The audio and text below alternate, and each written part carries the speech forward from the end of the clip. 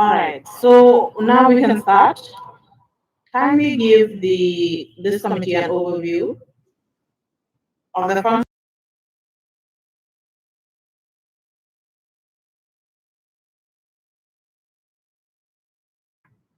Thank you.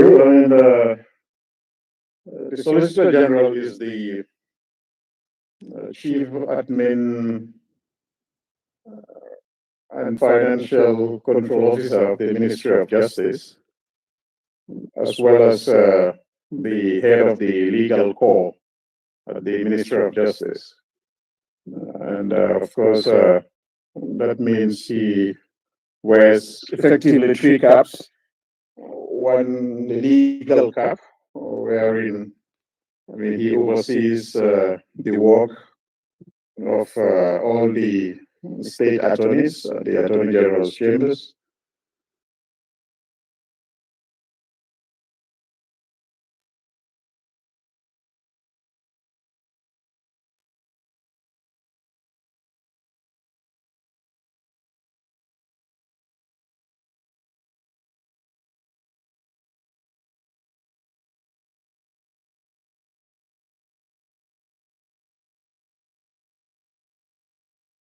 Basically ensures that the administrative matters of the ministry are also dealt with. Of course, as a financial controller, the Solicitor General is in charge of budget preparation for the ministry, and of course, procurement, overseeing the procurement department, as well as payments, approval of payments. Another important function would be it serves as a liaison with external partners of the ministry as well. Of course, this will include all MDAs, ministries, departments, and agencies.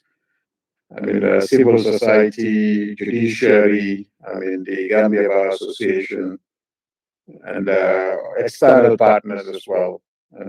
Whether it's the UN system or other external partners with which the Ministry of Justice works with. Yeah, so basically, this is, in summary, the functions of the Solicitor General.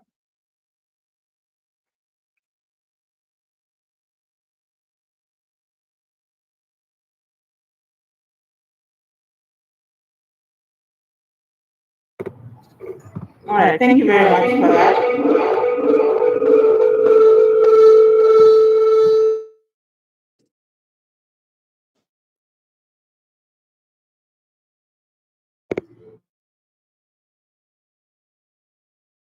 Mr. Mara? Yes, I can hear you. Yes, but just give us the sound is not entirely too okay. We can go ahead. We were just having a little technical issues on our end. Okay.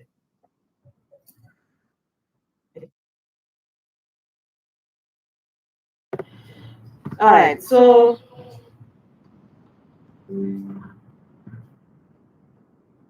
when the new government came into office, Yes.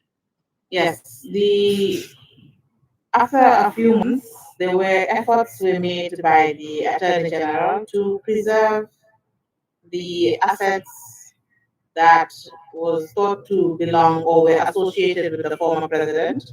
And through this, we have received and we have seen that the High Court of the Gambia had issued orders, two orders. One was obtained before the commission was established, and the other after the commission's establishment. So this is what I want us to discuss briefly before we move on to other issues. So this will be the first issue that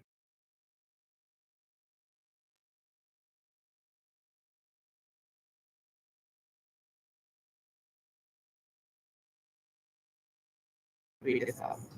The order. Okay. Yes. So also again, kindly confirm for me that you have knowledge that the former president of the High Court had obtained a custodial and preservative order from the High Court on the 22nd of May 2017? Yes, I am. I am aware of that order. Yes. Yes, and I do believe that we have scanned these copies of these orders, just in case you don't have a copy with you. Have you received that today? No, I have not. I have not received anything from the. Okay, all right. By the time, if we need to get into the content of the order, you would receive the email. Okay.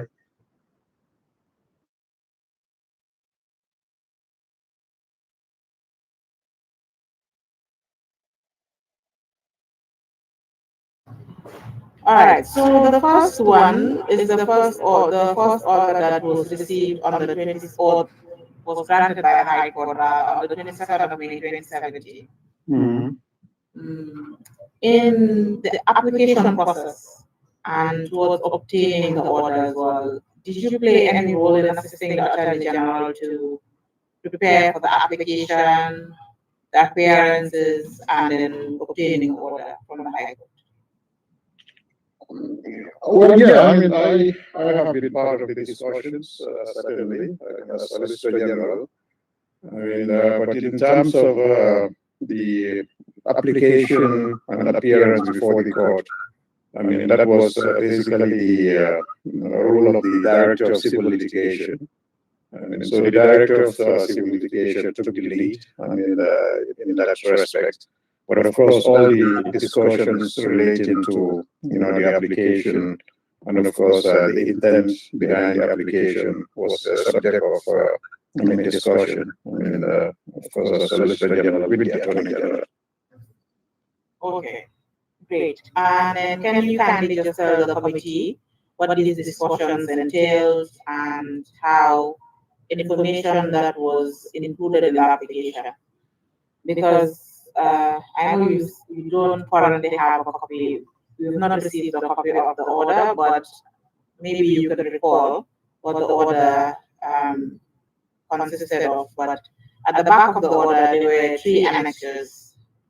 The annexures basically contained a list of properties that were owned by the former president or the companies that were associated with him, a list of bank accounts in the commercial banks, and then a list of companies that he also owned or were owned by his close associates.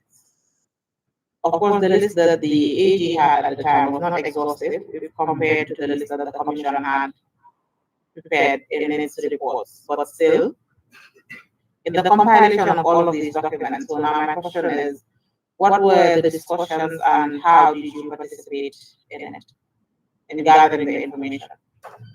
Well, certainly, I mean, following the change of government, one of the major preoccupations of the new government was to ensure, I mean, that the assets of the former president, I mean, would not be dissipated. Obviously, I mean, even before the former president left the country, I think it was common knowledge that there were a lot of allegations of financial misappropriation, of economic crimes, if I may call it that. I mean, of, of different facets. So as a result, I mean, one of the preoccupations was to make sure, I mean, that these assets were preserved pending any legal process that would be undertaken to, I mean, investigate into the means of acquisition of these properties. And so, I mean, the discussion centered around the best way of doing that. And ultimately, it was decided that we would use the Anti-Money Laundering Act in order to obtain a freezing order, I mean, from the High Court that would ensure that at least these assets would be preserved and not dissipated before, I mean, the processes that would lead to, I mean, the commencement of a proper inquiry would begin. So those were the discussions that took place, and ultimately, the application was indeed made. Based on the list of properties that was attached, as you rightly stated, to make sure that these properties were preserved.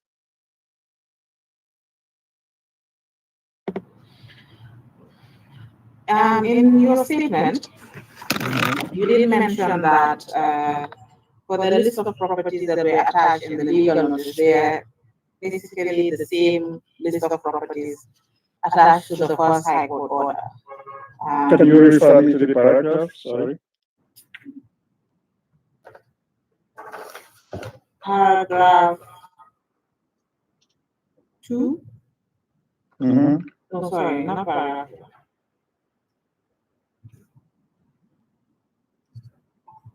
Yeah, but paragraph 2 is where you mention the legal notice, the drafting of the legal notice. Yeah. Yeah.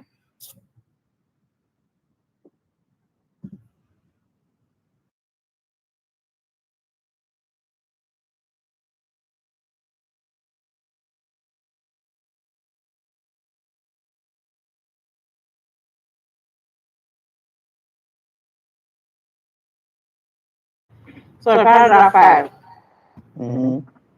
2 and 5. You did mention that in your statement in this paragraph that in drafting the legal notice, a list of properties was also attached. And these were obtained. These were basically. You mean paragraph 5? Yes. The last. My paragraph 5 reads regarding lands listed in the Gazette. Yes. Yeah. These were mostly leasehold. Right, that these properties were obtained from the registry. Yeah. Domiciled at the Ministry of Justice.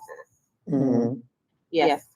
So now the bank, my question now is, it's clear where the list of properties, especially for the leased ones, were obtained. But now for the bank accounts, for companies, of course, if the Attorney General or the Solicitor General wanted a list of companies associated with an individual, it's easy also. The register is domiciled at the ministry. But the bank accounts, how did the ministry or how did the AG, in preparing the application, gather information when it came to financial records of the former president? I believe there were conversations, with the financial intelligence unit at the time, and of course, as you may also know, that the FIU does have powers to, acquire from banks, bank accounts of individuals in the course of their investigation. So I believe that the information regarding the bank accounts must have come from the FIU. Okay. And is this something you're certain about, or is it something you're just assuming? Well, like I said, in terms of the intricate details, it was the director of civil litigation who was involved in the day-to-day, drafting of the processes as well as, the day-to-day work. But of course, I have a general idea that the FIU was, very much involved in the, helping us to identify. So I would, say that this is my impression. Yes. Okay, but are you aware that FIU had prepared a report that aided the Attorney General in commencing the processes or the institution of the suit at the High Court, that FIU had submitted a report? Yes, I am aware. But yes, there was a report from the FIU that eventually landed on the table of the Attorney General. Yeah, I'm aware of the report from FIU, yes. Okay, so that does it for the orders. Sorry, for the annexures rather. I have you received the email now? Okay, let me just.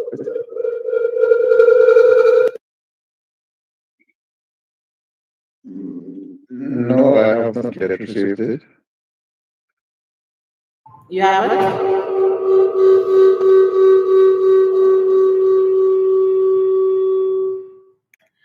right. So, Miss, give us a minute. Let us just see whether the email was sent to the right address.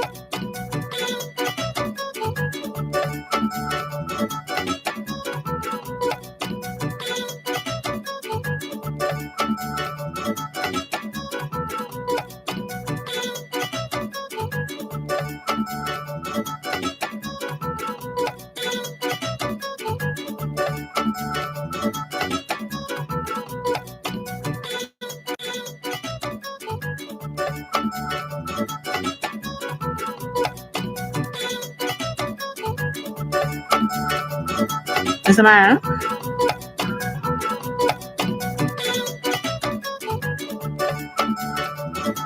Mr. Myron?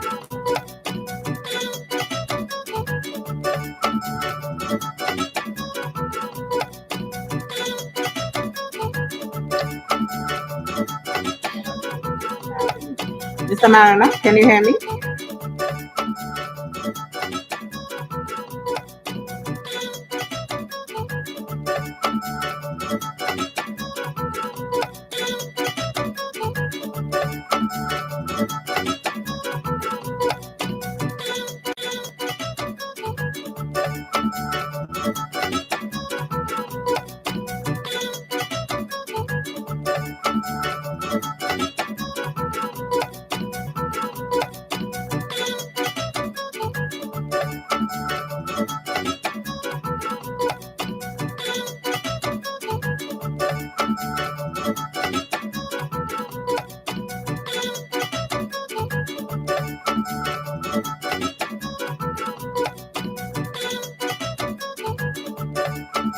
Mr. Mariner? I can hear you. Can you hear me? Yes, I can. We seem to be having a little some technical issues. So we're going to stand down. The call will still be on. Just stand down for 5 to 10 minutes and then we can continue. All right. I was just saying, I just discovered that actually it was sent by WhatsApp, not email. Oh. Yeah, the documents were sent by WhatsApp, not email. All right. They will also be forwarded to your email. And then when we come back, then we can continue. Okay, that's fine. All right. Thank you very much. Okay. All right.